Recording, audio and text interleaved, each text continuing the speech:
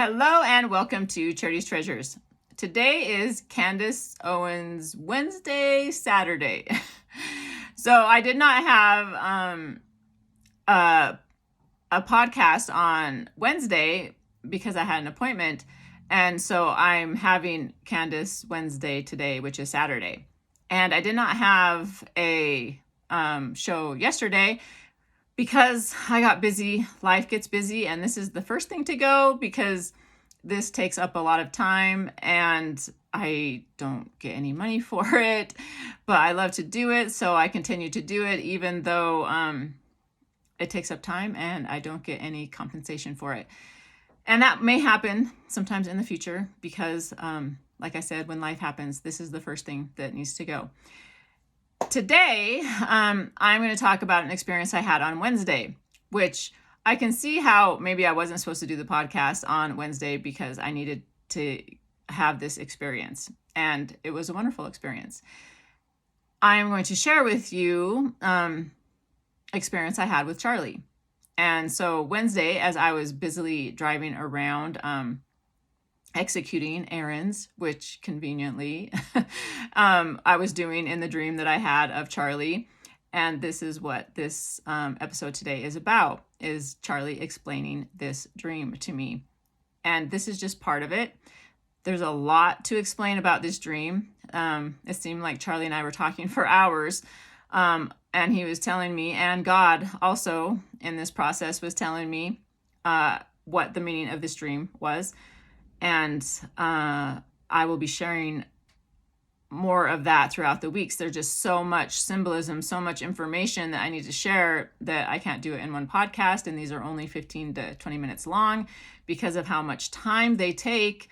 I have to do it kind of week by week. And so it might take a little while. This dream in particular might even just take 3 to 4 weeks because there's so much information and symbolism contained in it. And then after we'll start connecting all the other dreams because those were even longer, and those dreams are amazing. All the information I'm getting on what I need to share about them, but it will take a little bit more time because there's just so much symbolism, double meanings, and a lot of the symbolism in the dreams.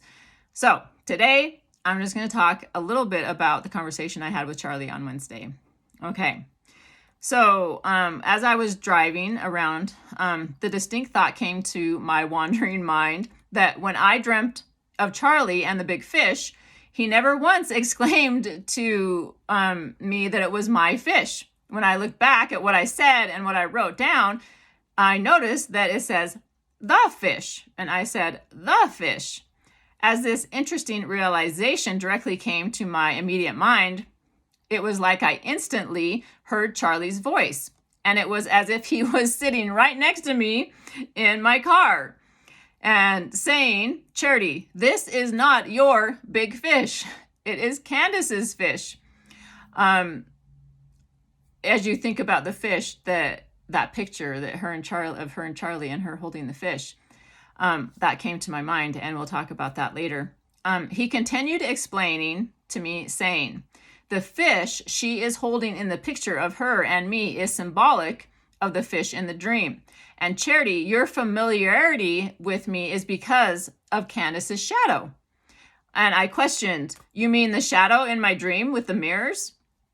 Yes, Charity, he answered. This makes more sense, I replied. Candace's shadow is with you in the dream and in this unique experience, which is the reason you felt so comfortable around me in the dream and why you feel so comfortable around me now. And that is why I thought this whole thing was funny. You weren't alone, and it wasn't your house.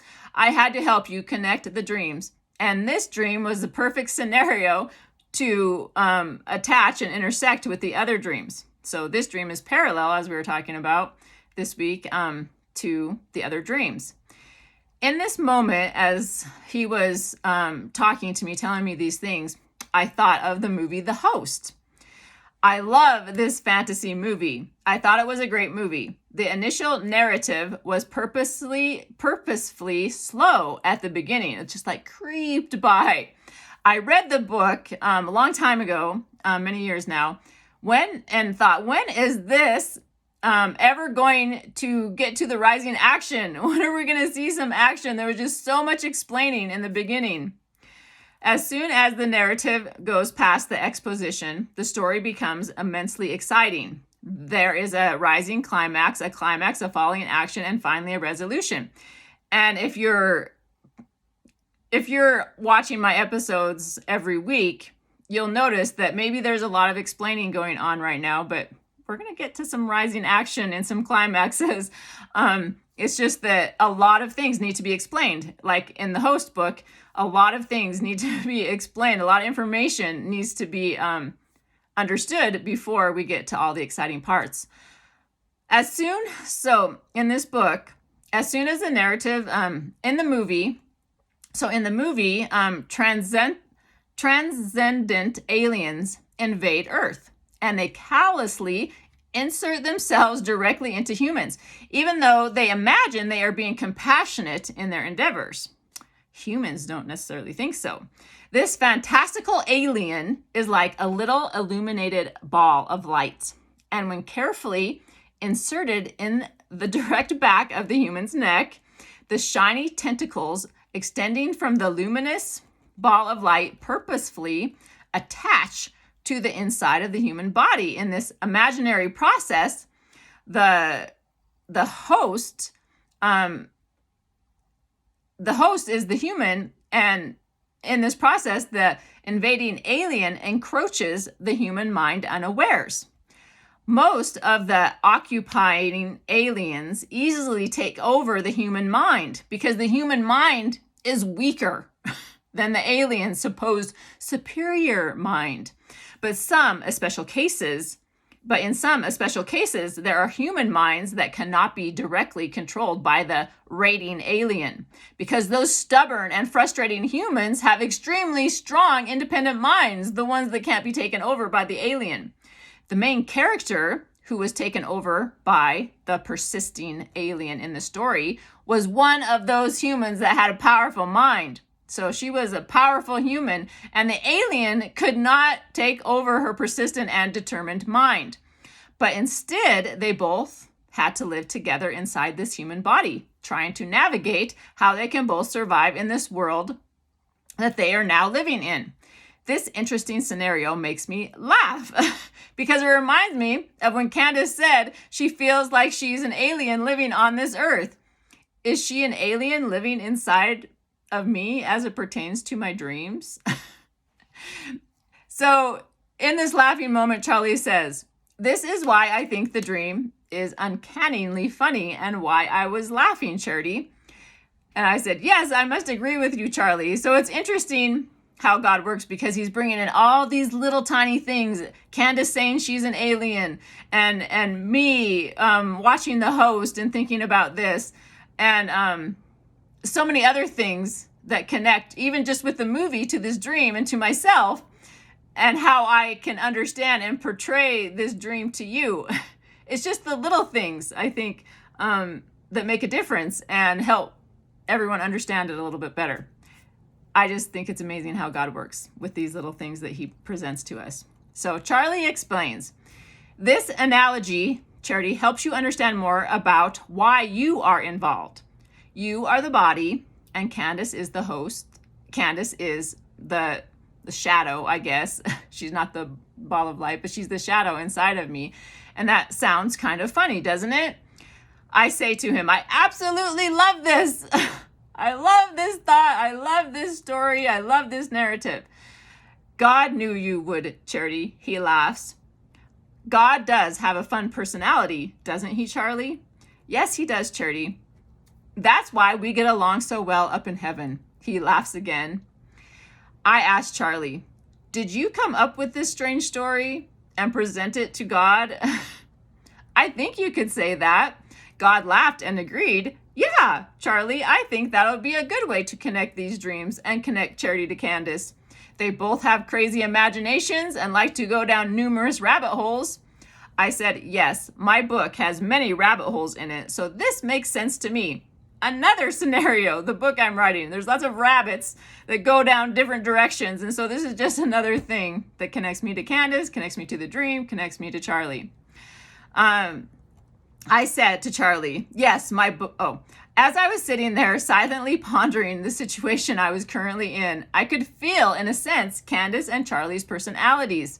They were together so much and did so many wonderful things and had so many extraordinary experiences together that I could feel that he was much like her and she was much like him. He went on to say, Charity, you and Candace think in a lot of the same ways as it pertains to marriage, God, and family.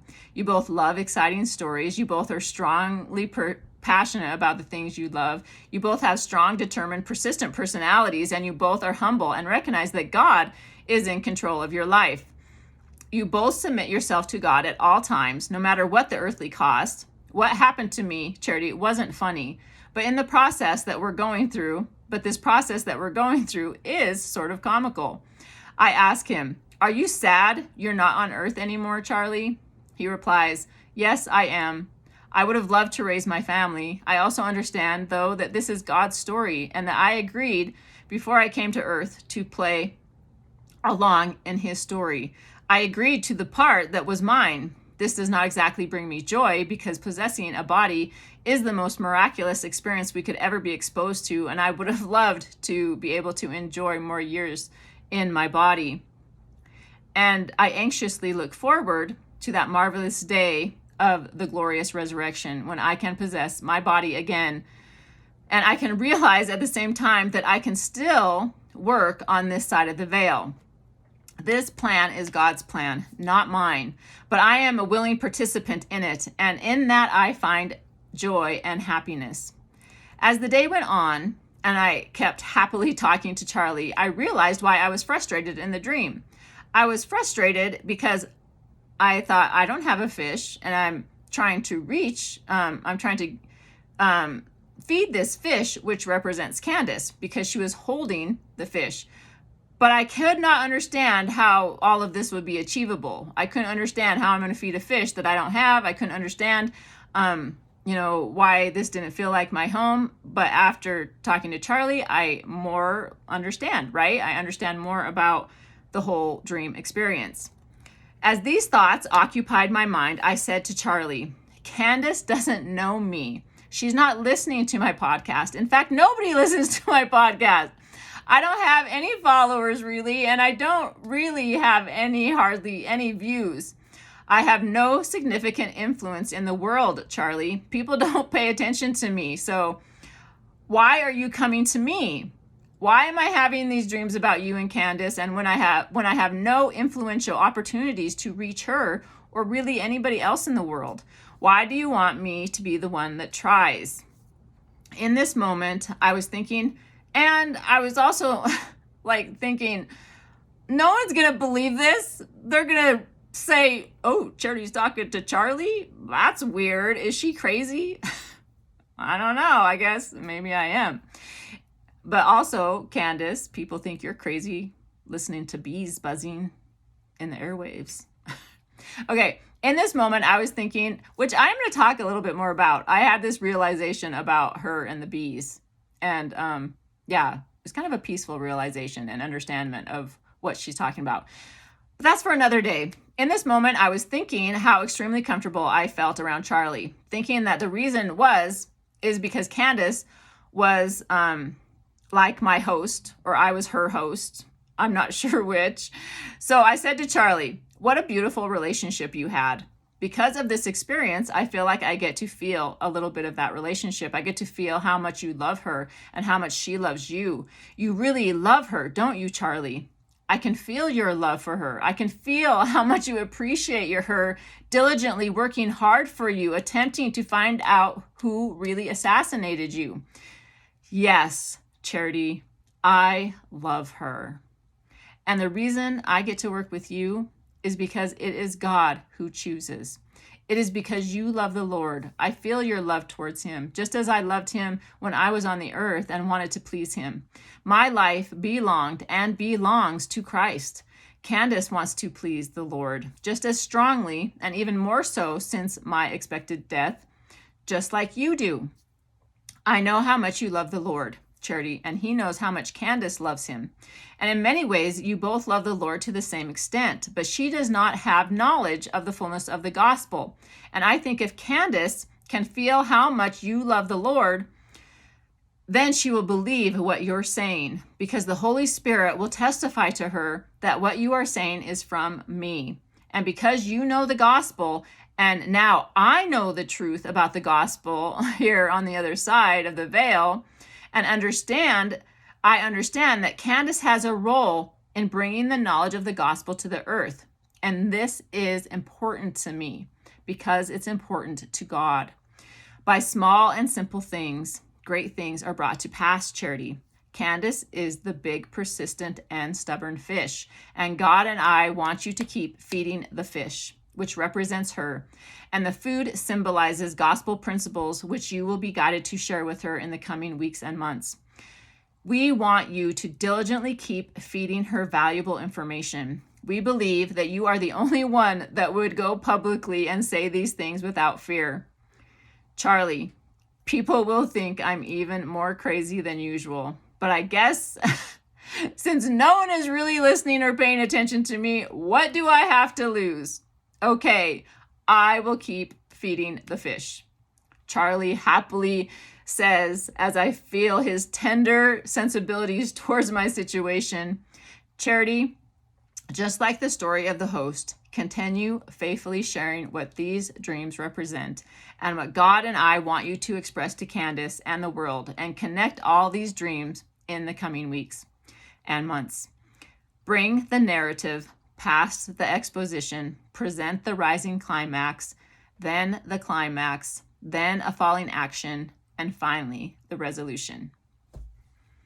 So that is what I'm going to do. And hopefully you guys keep up with me, because like I said, it's a continual story to tell. And I will continue to share with you the conversation I had with Charlie in the coming weeks. Bye, everybody.